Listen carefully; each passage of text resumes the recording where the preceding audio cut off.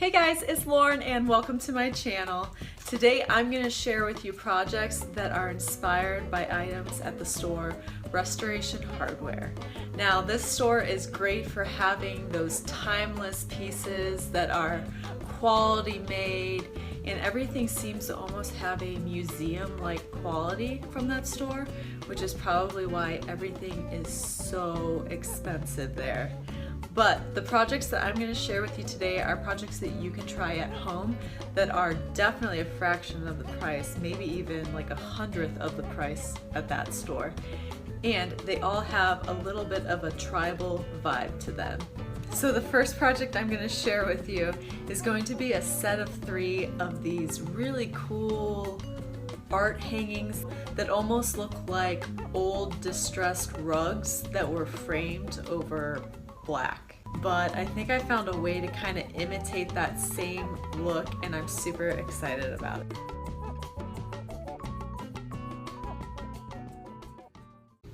So as soon as I saw the photo of that artwork on Restoration Hardware's website, I knew I was going to duplicate it, because I've had these frames at home for a few years now that I haven't used yet. I have a set of 3 of them that are these quick frames that already came with a black background of cardboard, and I actually found these at the thrift store. So I got a great deal on them. I bought them at the time because I liked the style of them and I knew I could do something fun with them. But I did do the research, and these are 11 by 17 quick frames is what they're called, and they sell them at Hobby Lobby. So they still have this same ad on them. And I looked up the price for you. They're $7.99 a piece, but you could probably find them on sale at some point. But I'm so excited because they'll have that black background that I want with this artwork. And then in order to make my imitation rugs, I'm going to use burlap. So I bought a burlap table runner at Walmart. It was really cheap in the party area. So I cut the burlap down to a little bit smaller than the back of my frame, and now I'm just going to start drawing on some shapes and patterns that I like from rugs I see online or from the inspiration artwork itself. And then these are the patterns that I ended up coming up with, but just combine elements you like. And then in order to get color onto my rugs now, I found that Sharpies work the best over burlap. So I'm using Sharpies in red, brown, and black colors. And this is just going to mimic the inspiration artwork a little bit more, but you could choose whatever colors you want. And then as I start to add in the color, I'm just going to add more interest with different shapes and patterns too. So maybe some vertical stripes, some checkered prints, some horizontal stripes, and then maybe some like stitch mark patterns in areas, maybe zigzags, whatever you feel is right. And then I'm really playing around with varying where the light and dark tones are on this rug, but just trying to add as much detail as I possibly can. And then this is what they look like now with the Sharpie all added onto the burlap. And now I'm just going to go ahead and start fraying the edges a little bit on the tops and bottoms, just to give them a little bit more of that appearance of rugs by pulling out some of the loose threads. So I went ahead and framed my little fake rug art, and something just seemed off about them. I love them against the black, but I think what's off is that they still just look too fresh. So I'm actually going to work to distress these just a little bit more. I'm going to go ahead and make some of the areas on the rug a little bit darker. And to do that, I'm just going to use coffee grounds from this morning's coffee. And then I'm going to go ahead and rub it into my artwork. And now I'm going to actually take this to the sink and tap off all of this coffee that I just rubbed in. Now, if you can do this before you glue your rugs to the background, that'd be great. So now I'm gonna go ahead and I think I'm gonna unravel some of these ends just a little bit more and maybe cut up some areas. So you can see just a few random frays and stuff. That's all I want. And then I'm gonna do a few of them in the center too. If you can manage to pull out one of these threads completely, that would look pretty cool.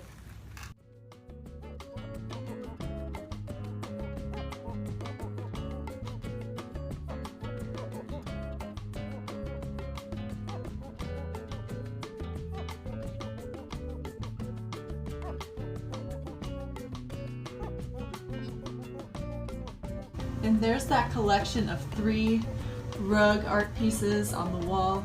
I definitely like them as a set together and with that black background. Even behind the glass, it really elevates the look of these a lot. It makes it look like it belongs in a museum. But I definitely like all the little rustic touches I went back and added, like fraying some areas, pulling out some threads, and adding those little holes. Makes them look older. You can see the stain from the coffee too. Gives it more of that rustic touch. Next project is going to be to create this really cool freestanding artwork decor that looks like a necklace that a tribal chief might wear, that is embellished with feathers and shells and looks like it belongs in a museum. It's super cool.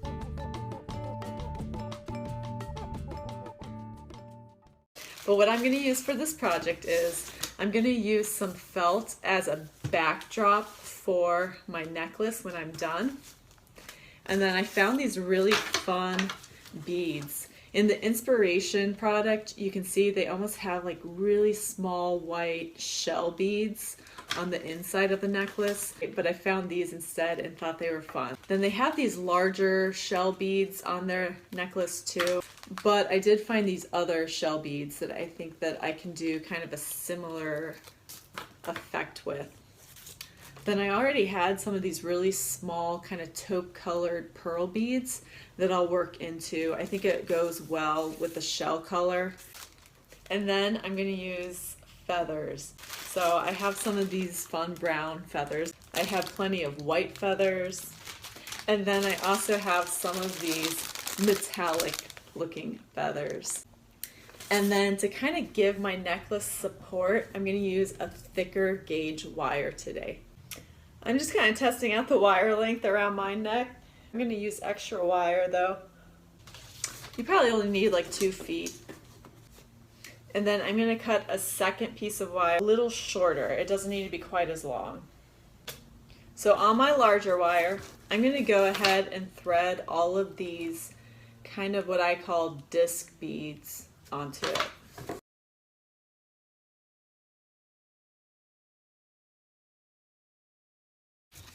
So the imitation necklace, you can see they have it kind of built like this, and then the strings come in together at the top, kind of more straight.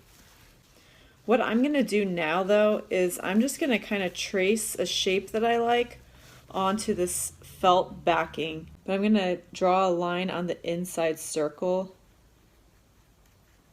of this necklace.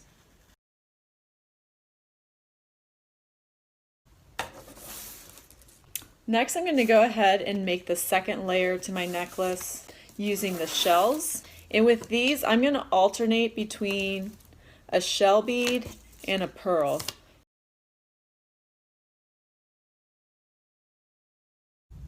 So what I'm going to do, now that I have my 2 necklaces made, is at the top here where I have the 2 ends of the wire, I'm going to just twist them together and then kind of bend this outside strand out a little bit like this, kind of bending it out so it'll go around these thicker beads in the middle. And then I'm going to push this inside necklace, the beads down so that they lay flush there against that wire. Grab my outside necklace wire, pull that nice and tight too. So taking my outside wire, I'm going to kind of bend it in almost to form a 90-degree angle with it, and then twist this around. I'm going to go ahead and cut the felt just a little bit smaller. Now I'm going to go ahead and start gluing on some feathers, and I'm going to just make sure I don't go past this line here, but I am going to start the stems right in between these 2 lines.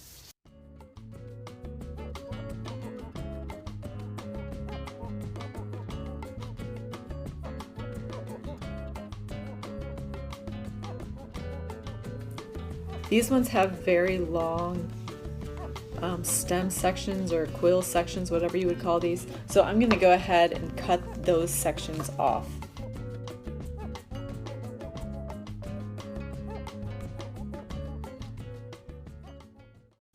All right, so my feather layer is all done. And then I'm just gonna go ahead and start threading on beads. And you're gonna want beads with a little bit of a larger center here. And then so once I have those beads threaded on one wire, I'm gonna take my other wire and put it through the opposite end. And then I'll just pull this nice and tight. Now on either end, now that it's tight, I'm gonna go ahead and wrap this wire around a couple times.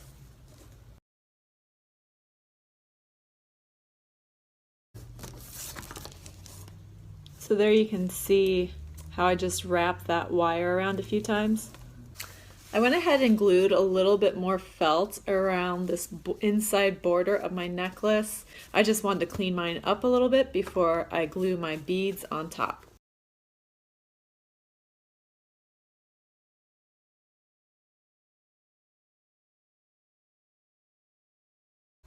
Alright, so now I'm going to go ahead and build like a little base for my fun tribal necklace to be displayed.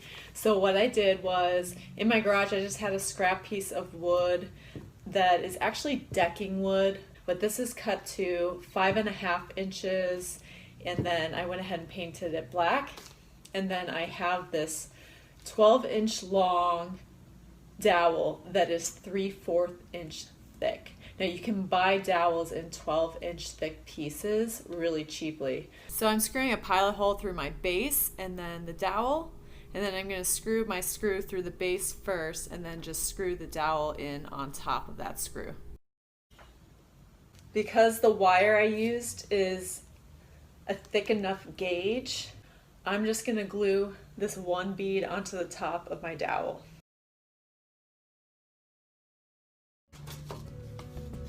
I'm super excited. I'm gonna pretend like I'm wearing it.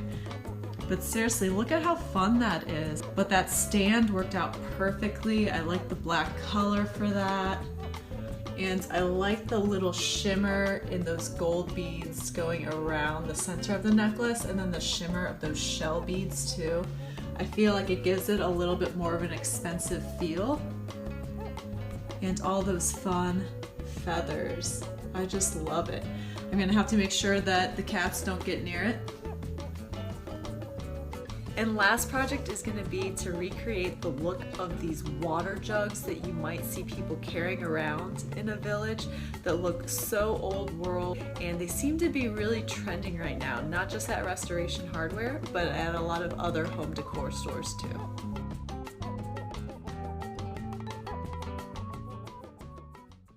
So what I did was I went to Goodwill and I picked out a couple of pots. So I like that they have these little corner handles, and I like the shape, and I like that it's big enough here that you could put plants in it if you wanted to. And then this other one, I mean, this was a great shape too. It has these little corner, almost handle details. I'm gonna go ahead and cut off this little ceramic star that's hanging on this one pot. So I got this Rustoleum multicolor textured spray paint.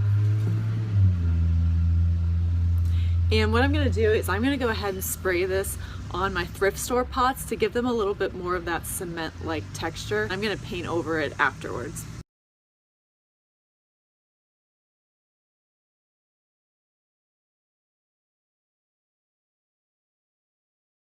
Alright, so that sand spray paint stuff really did give this a fun texture.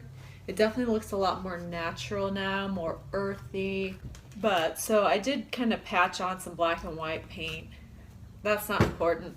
But what I'm going to do now is I'm going to use this wall spackling stuff to add on some more texture in areas to give it more of that rustic pottery look.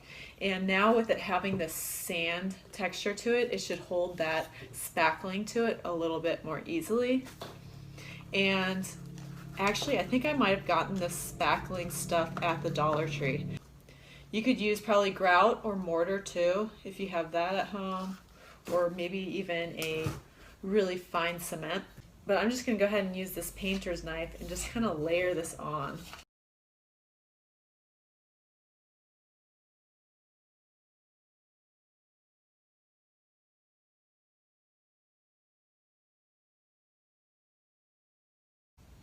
All right, I'm gonna let that spackling dry and then it'll be time to start painting. So I'm gonna start with a little bit of white paint in some spots. And I'm just using acrylic. I'll go ahead and dab this on.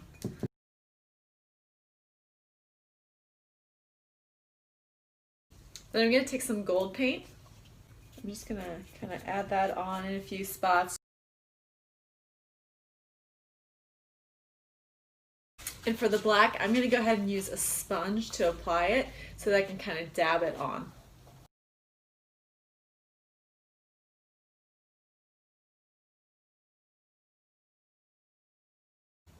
All right, and then using kind of the rough side of my sponge, I'm going to go back and add just a little highlights. So I'll scrape against some of the spots where I put on that spackling earlier. Then I didn't like the way it looked with the black paint.